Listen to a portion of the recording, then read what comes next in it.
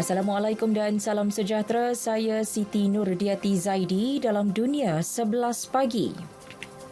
Taliban melantik 44 anggotanya memegang jawatan penting di Afghanistan termasuk Gubernur Wilayah dan Ketua Polis. Pelantikan itu bagi menyokong pentadbiran ketika negara bergelut dengan masalah keselamatan dan ekonomi. Ia merupakan pelantikan besar yang pertama diumumkan sejak kabinet dibentuk pada September lalu. Menurut senarai dikeluarkan Taliban, Kari Baryal dinamakan selaku Gubernur Kabul manakala jawatan Ketua Polis dipegang Wali Jan Hamzah. Pegawai tertinggi keselamatan yang menjaga Kabul sebelum ini, Komander Maulawi Hamdullah Mukhlis, terkorban dalam serangan terhadap hospital tentera di Kabul.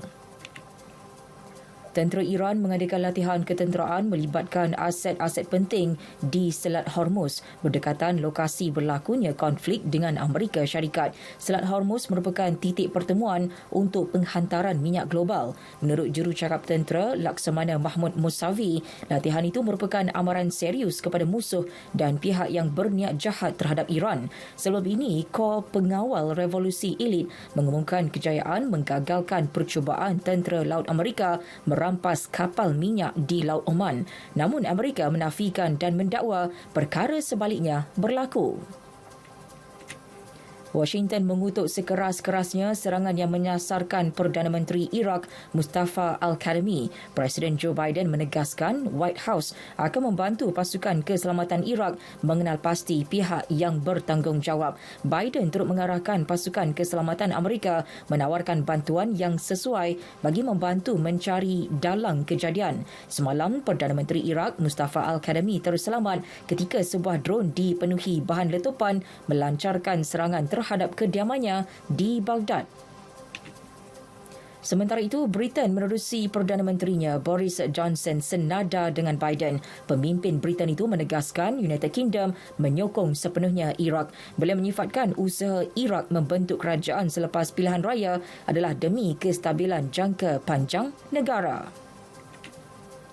Amerika Syarikat kembali membuka sempadan darat dan udara kepada masyarakat luar yang lengkap divaksin sekaligus menamatkan 20 bulan sekatan perjalanan di seluruh dunia. Larangan yang dikuatkuasakan bekas Presiden Donald Trump pada 2020 dan diteruskan penggantinya Joe Biden itu mendapat kritikan hebat. Ketika sempadan ditutup selepas Mac tahun lalu, kemasukan pelancong dari kebanyakan negara dilarang termasuk dari Blok Kesatuan Eropah, Britain, China, India dan Brazil. Pelawat menggunakan jalan darat dari Mexico dan Kanada turut tidak dibenarkan merentasi sempadan Amerika. Dalam perkembangan lain, suntikan vaksin COVID-19 di Amerika Syarikat kini mencecah 430,927,624 setakat semalam. Jumlah itu meningkat daripada lebih 429 juta dos yang disuntik sejak 6 November lalu. Menurut Pusat Kawalan dan Pencegahan Penyakit CDC, sehingga kini 223,629,671 orang telah menerima sekurang-kurangnya satu dos vaksin, manakala lebih 193 juta lagi telah melengkapkan vaksinasi. Dalam perkara itu, 24 juta individu telah menerima dos penggalak sama ada vaksin Pfizer atau Moderna.